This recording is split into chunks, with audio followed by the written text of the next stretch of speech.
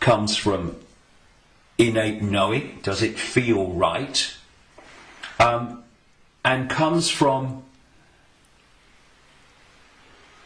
it standing up on the basis of credible information and intuitive knowing. Now, some of these preconceived beliefs, they might be able to be put back. Maybe, I don't think many will. I don't think any will, really, but they can be. But they're not there on the sheet of paper dictating reality by reflex action. Like David Icke, he talks about shape-shifting reptilians. He's mad. It's not possible. No. You do not believe it's possible, and thus you are dismissing what is absolutely explainable, not because you've researched it, not because you've even looked at it, but because that program, which is dictating your sense of reality, cannot encompass it. Thus, people say to me, and have said to many people in this arena, when the actions of these families have been exposed, they'd never do that. No, mate, you would never do that.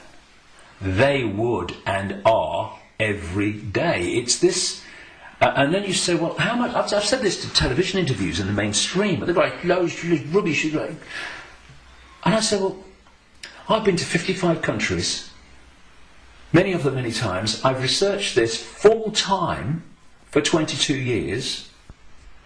How much research have you done on this subject? Zilch. But it's different, it's outside of their perception of possibility, so it's dismissed. And this blank sheet of paper lets anything in so long as it justifies its place on the paper. And when you do that with an open mind, you don't say, I'm a Christian, so I don't criticise Christianity. You go, I'm going to look at Christianity and what I've believed up to this point from a detached perspective and see if it stands up. I know a guy in America who set out many decades now.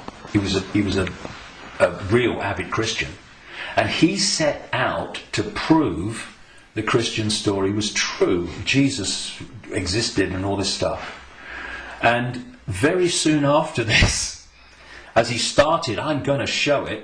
Of course, what he realised very quickly is the evidence is all the other way, and he became a conspiracy researcher because then he's going, well, nothing of it. If I've been duped on this, what else am I being duped on? And then the dominoes start to fall, and you start to see the greater conspiracy. But he had an open mind enough to see that when the information was going in a certain direction, he was willing to go with it. But a lot of people that are welded to religions, they don't want to look at the information.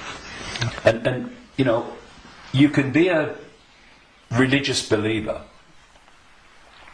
and you can go to the 5 sense level of the conspiracy, because you can say it's Satan and Jesus is coming, and it's Armageddon, and it's the end times and all that stuff. You can do all that from a Christian perspective, but you ain't going to get in the rabbit hole. To do that, all those belief systems have to go, because they're there to censor the true self.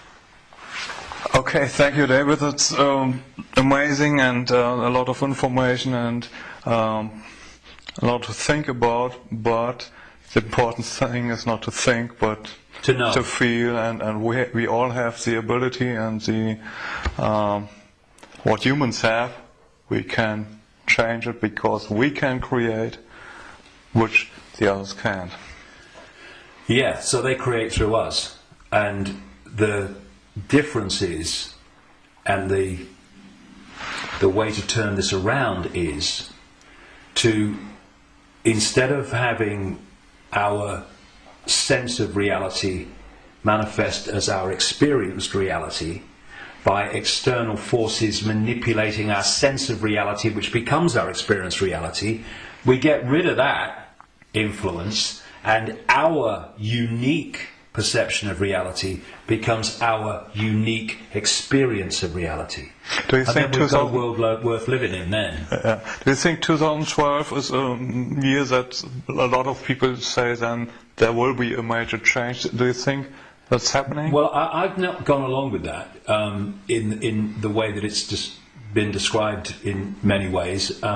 I came across a theme almost immediately after my initial stirring awake in 1990 in the spring, when I went to a psychic because I felt this presence around me all the time, and I wanted to know what it was. I didn't tell her, but just she would pick it up, and bingo, lots of things happened. Said, I was going to go out on a world stage and reveal great secrets, and there was a shadow across the world, had to be lifted astray, be told all that stuff. From that very earliest time, there was this theme that there was a vibrational change, which I would see now as a waveform information change, that was going to have many effects, but two major ones. One, it would awaken vast numbers of people eventually to another perception of self in the world and reality. The less closed-minded would be affected first, but eventually people at that time that were absolutely in the bubble, in the box, would be affected. Well, it's happening, quite demonstrably, it's happening. And the other effect, major effect of this vibrational change, which way back in 1990 I gave the title The Truth Vibrations because of this, these changes that we was going to bring, was going to be that this vibrational change would bring to the surface all that had been hidden so people could see it. Well, you look about people waking up to another version of reality and self and the world in vast numbers in 1990. You look at all that's been hidden coming to the surface in 1990. You know, what? Look at it in 2012. It's incredible. It's happening, right? But this truth vibrations that I was, as I called it, was going to be something that would get more and more powerful and more influential. And the significance, a greater significance for me of 2012 is that it's not 2011, but it's not 2013 either. However, I think that what we are seeing in 2012, and we'll see more of in 2013, 14, 15, is that we are now reaching a point in this where it's starting to be tangible in its impact. You know, I'm seeing people now within the system, doctors, scientists, people like that, are starting to look and saying, it's all nonsense, isn't it, right? Now this is, so we've reached a point in 2012 where this is becoming more and more tangible. And I think by the end of the year it will be more tangible, you know, because this is an ongoing thing. And the focus on 2012 in a positive way about, you know, this is going to be the Great Awakening. And I don't think it's going to be the Great Awakening in 1 year, but that focus on it, people are focusing on the fact of awakening, and that's bound to impact upon people opening their minds. The negative part about it, of course, is this stuff about the end of the world and all that stuff, which brings... Where does that take you? It takes you here. So I think that 2012 is significant in that way, but in 2013 we're going to see the impact even greater, 2014 even greater, and there's going to come a point where this information vibrational change is going to reach a tipping point where it's the dominating perception, and at that point the house of cards will come down. And one of the other themes in the last 22 years that I picked up from many different sources and stuff is that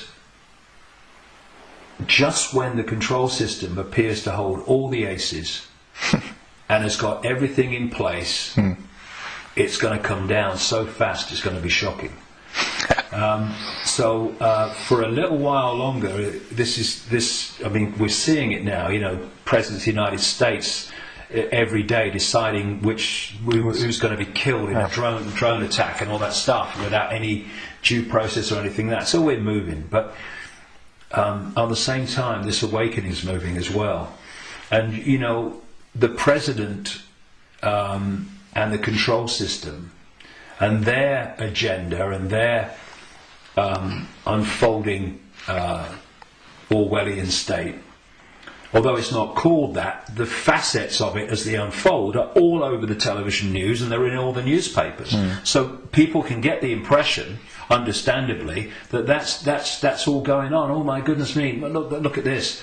What's not in the papers, what's not on the television, for obvious bloody reasons, is that this is this quiet, well, in terms of people like me, as loud as I can bloody be, awakening, but a quiet awakening with most people is gathering and it's growing, and it will eventually be like a tidal wave of change and bring an end to this bloody nonsense, because the power that is used to enslave and manipulate us is merely the power we give away every day. When we stop doing that, there's a very loud bang and the house of cards comes down. But so that's the revolution. The revolution is not stockpiling weapons and hurling abuse and all this stuff. The revolution is remembering who we really are and the power to dictate our own reality collectively and individually that memory brings.